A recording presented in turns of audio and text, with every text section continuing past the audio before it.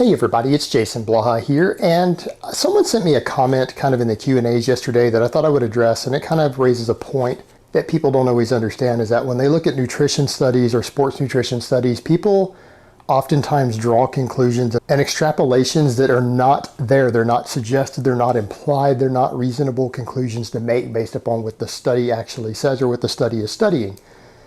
And in this case, people brought up some stuff that Alan Aragon addressed from Eric Helms' study that was done on natural, drug-free bodybuilders who were doing contest prep. Here's the thing that people need to understand.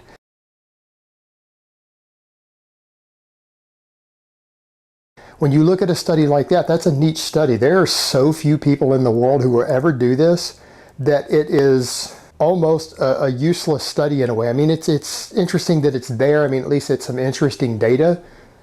But you can't draw reasonable conclusions from that demographic, because people who would do a contest prep and get that lean and ripped without the use of drugs have a unique and special need that no other athlete in the world is really going to be worried about. And it's such a catabolic state and really extreme state of stress to put the body in that it doesn't really apply anywhere else. And they were wondering why, when I've said, and a lot of sports nutritionists out there have said that you need something like 1 to 1.6 grams of protein per kilogram of body weight to gain nearly maximum amounts of muscle mass and strength in your training when you're on maintenance or a caloric surplus. So why is there this contradiction in what this research shows of much, much higher protein intakes, and they're not grasping that this study had nothing at all to do with gaining muscle or gaining strength? It was a study on long-term caloric deprivation and reduced calories until people were at body fat percentages that are not even healthy anymore, and that an athlete generally shouldn't put themselves at.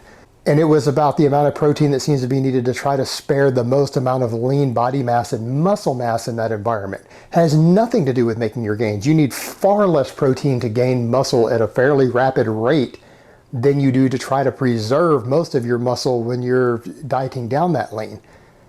And so people are misunderstanding those things. They're just seeing a number suggested for whatever reason and think that they apply to other reasons, and they're comparing apples to oranges. And it's just something that people need to put into context when they see something like that, because a lot of people, because Eric Helms is on YouTube, because he's well known and he did this research, people are taking that protein data that exists for a very, very tiny number of people. Very, very few people are ever going to be in the environment of what he was looking at.